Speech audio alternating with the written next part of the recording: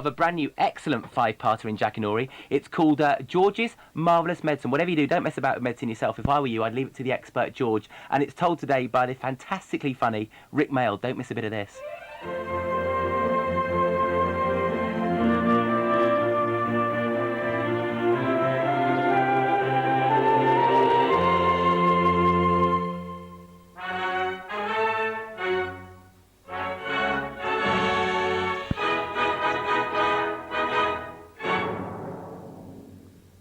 I'm going shopping in the village, George's mother said to George on Saturday morning. So be a good boy and don't get up to mischief. Well, this is a silly thing to say to a small boy at any time. It immediately made him wonder what sort of mischief he might get up to. And don't forget to give Grandma her medicine at 11 o'clock, his mother said. Then out she went, closing the back door behind her. Grandma, who was dozing in her chair by the window, opened one wicked little eye and said, "Now you heard your mother, George. Don't forget my medicine." "No, Grandma," said George. "And just try and behave yourself for once while she's away." "Yes, Grandma," said George. Looking after that grisly old grunion of a grandma all by himself was hardly the most exciting way to spend a Saturday morning. His father was a farmer, and the farm they lived on was miles away from anywhere, so there was never any children to play with. And he was tired of staring out the window at pigs and cows and hens and sheep. "You can make me a nice cup of tea for a start," Grandma said to George. "That'll keep you out of mischief for a few minutes." "Yes, Grandma," said George. He couldn't help disliking Grandma. She was a selfish, grumpy old woman. She had pale brown teeth and a small, puckered-up mouth. It was like a dog's bottom. "How much sugar in your tea today, Grandma?" George asked her. "1 spoon, she said, "and no milk." And most grandmothers are lovely, kind, helpful old ladies, but not this one. She spent all day and every day sitting in her chair by the window, and she was always complaining and grousing, grouching, grumbling, griping about something or other. Never once, even on her best days, had she smiled at George and said, "Well, how are you this morning, George?" Or, "Hey, why don't you and me have a game of snakes and ladders?" Or, "How was school today, George?" She didn't seem to care about other people. She was a miserable old grouch. George went into the kitchen and made Grandma a cup of tea with a tea bag. He put 1 spoon of sugar in it and no milk. He stirred the sugar well and carried the cup into the living room. Grandma sipped the tea. "It's not sweet enough," she said. "Put more sugar in." So George took the cup back to the kitchen and added another spoonful of sugar. He stirred it again and carried it carefully into Grandma. "Where's the saucer?" she said. "I won't have a cup without a saucer." So George fetched her a saucer. "And what about a teaspoon, if you please?" "I stirred it for you, Grandma. I stirred it well." "I'll stir my own tea, thank you very much," she said. "Fetch me a teaspoon." So George fetched her a teaspoon. When George's mother or father were at home, Grandma never ordered George about like this. It was only when she had him on her own that she began treating him badly. "You know what's the matter with you?" the old woman said, staring at George over the rim of her teacup with those bright, wicked little eyes. "You're growing too fast.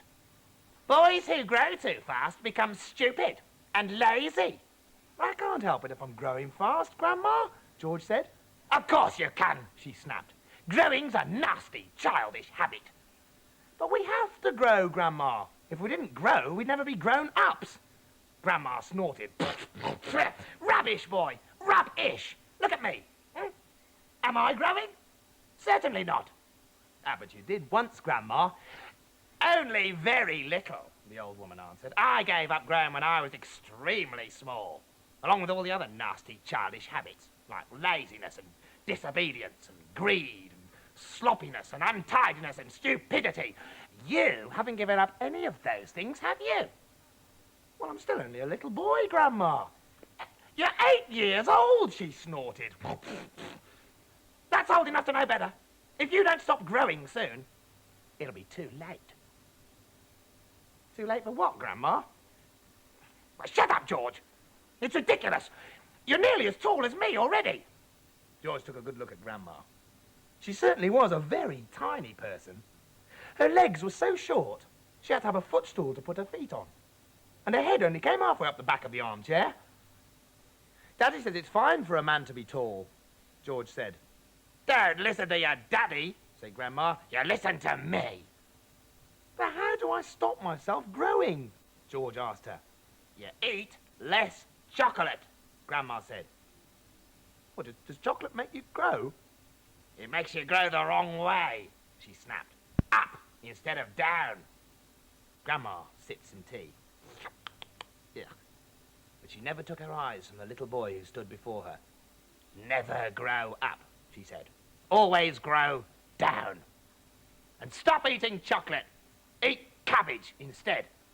Oh, cabbage? Oh, no. I don't like cabbage, said George. It's not what you like or what you don't like, Grandma snapped. It's what's good for you that counts.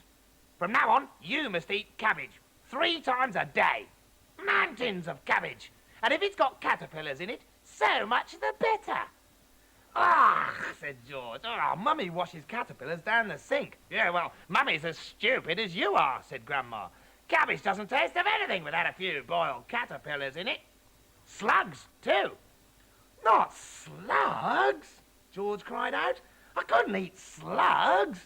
Grandma squeezed her lips together tight so her mouth became a tiny wrinkled hole. Ooh, whenever I see a live slug on a piece of lettuce, I gobble it up quick before it crawls away. Delish us! Worms and slugs and beetly bugs. You don't know what's good for you. You're joking, Grandma. I never joke, she said. Beetles are perhaps the best of all. Well, they go crunch. Just imagine it. Sometimes, if you're lucky, you get a beetle inside the stem of a stick of celery. Sometimes it's earwigs. A big fat earwig is very tasty. But you gotta be very quick, my dear, when you put one of those in your mouth.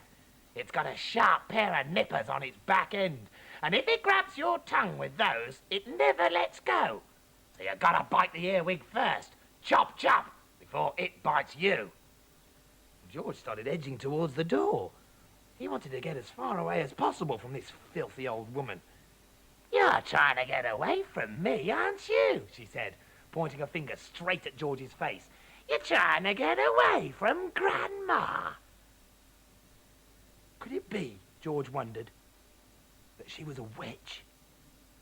He'd always thought witches were only in fairy tales, but now he wasn't so sure. Come closer to me, little boy, she said, beckoning to him with a horny finger. Come closer to me, and I will tell you secrets. George didn't move. Grandma didn't move either. I know a great many secrets, she said. Her smile was thin and icy, the kind of smile a snake might make just before it bites you. George took a step backwards, edging closer to the door. You mustn't be frightened of your old grandma, she said, and leaned forward in her chair, whispering in a throaty sort of voice George had never heard her use before. Some of us have magic powers that can twist the creatures of this earth into wondrous shapes. A tingle of electricity flashed down the length of George's spine. He began to feel really frightened. Grandma went on. Some of us have fire in our tongues and sparks in our bellies and wizardry in the tips of our fingers. Some of us know secrets that would make your hair stand straight up on end and your eyes pop out of their sockets. George began to tremble. He wanted to run away, but his feet were stuck to the floor. We know how to make your nails drop off and teeth grow out of your fingers instead. We know how to make you wake up in the morning with a long tail coming out from behind you. We know secrets, my dear, about dark places where dark things live and squish and slither all over each other. Grandma, cried out George, stop!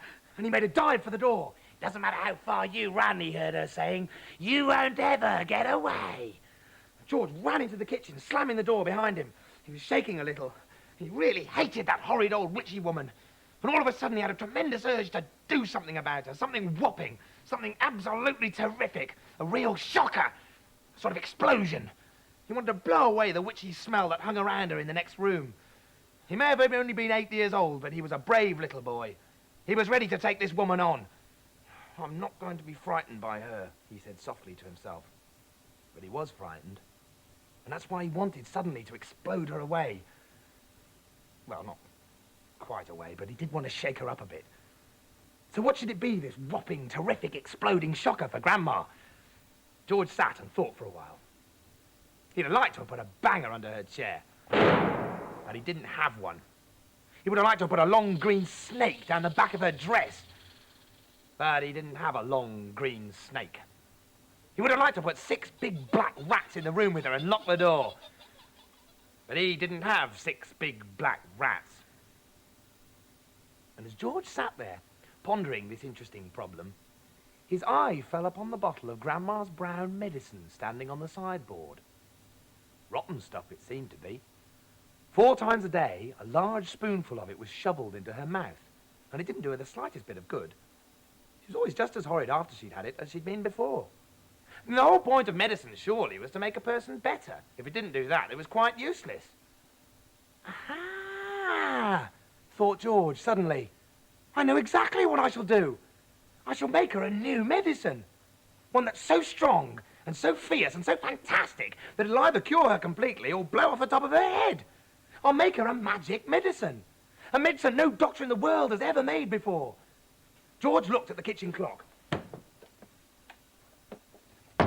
It said 10:05.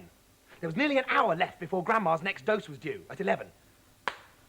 Here we go then, cried George, jumping up from the table. A magic medicine it shall be.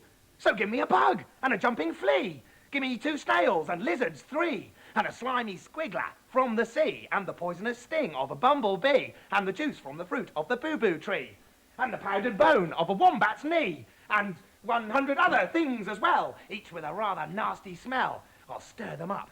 I'll boil them long. A mixture tough, a mixture strong. And then, hey-ho, and down it goes. A nice big spoonful. Hold your nose.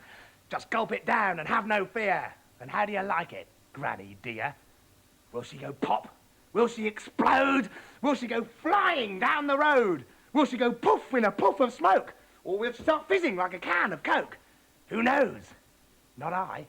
Let's wait and see. I'm glad it's neither you nor me. Oh, Grandma, if you only knew what I have got in store for you.